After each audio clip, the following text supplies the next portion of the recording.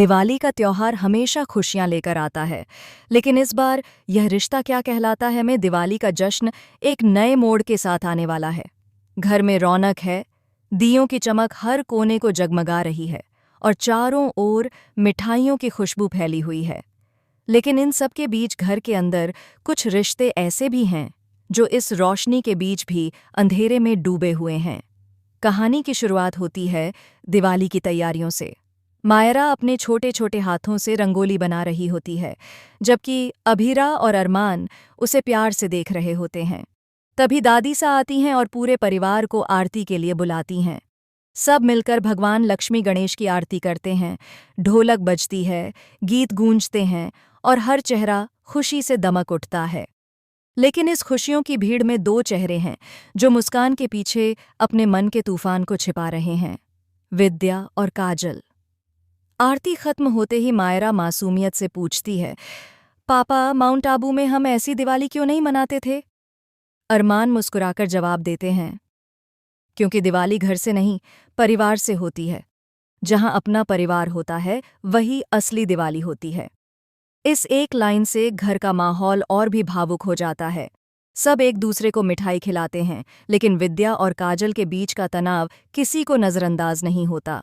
काजल इस बार भी कोशिश करती है कि माहौल खराब न हो, लेकिन विद्या के तीखे शब्द उसकी कोशिशों पर पानी फेर देते हैं। कुछ लोग चाहे जितना दिखावा कर लें, सच्चाई कभी नहीं छिपती। विद्या की यह बात सुनकर काजल का चेहरा उतर जाता है। तान्या भी अपनी माँ काजल के पास आकर उसे दिलासा देने की कोशिश करती है, पर माहौल भारी हो जाता है। अभीरा यह सब देख रही होती है।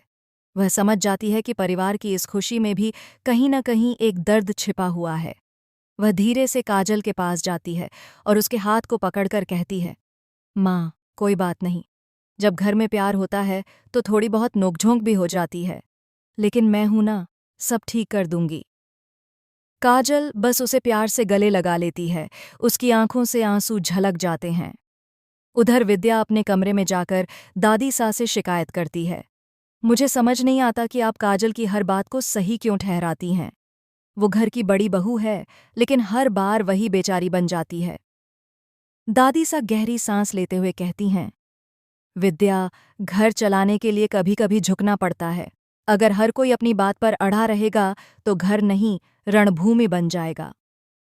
इसी बीच तान्या और कृष की नोकझोंक एक नए मोड़ पर पहुंच जाती है। कृष मजाक में तान्या पर रंग फेंक देता है, जिससे तान्या नाराज हो जाती है और कहती है, हर चीज का मजाक नहीं होता कृष। इस छोटे से झगड़े से मायरा डर जाती है और रोने लगती है। सभी उसे चुप कराने की कोशिश करते हैं। अरमान मायरा को गोद में उठाकर कहते हैं, प्यारी सी मायरा, कोई नहीं लड़ेगा अब, ये दिवाली सिर्फ प्यार की होगी। फिर सभी घरवाले मायरा के कहने पर एक साथ बैठकर मिठाई खाते हैं। दादी सा कहती हैं, जब तक परिवार एक नहीं होता, तब तक दियों की रोशनी भी अधूरी रहती है। उनकी ये बात सभी के दिल को छू जाती है। विद्या भी चुपचाप उठकर काजल के पास आती है और उसे मिठाई का टुकड़ा खिलाते हुए कहती है, दिवाली के दिन पुरानी बातें भूल जाओ, नई शुरुआत करते हैं। काजल के चेहरे पर आखिरकार मुस्कान लौट आती है। पूरे घर में दियों की रोशनी के साथ अब रिश्तों की नई चमक भी दिखाई देने लगती है।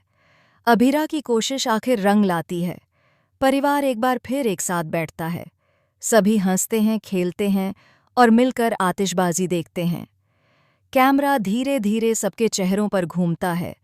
खुशी, सुकून और अपनापन हर चेहरे पर झलकता है। लेकिन आखिरी सीन में एक हल्का सा ट्विस्ट दिखाया जाता है।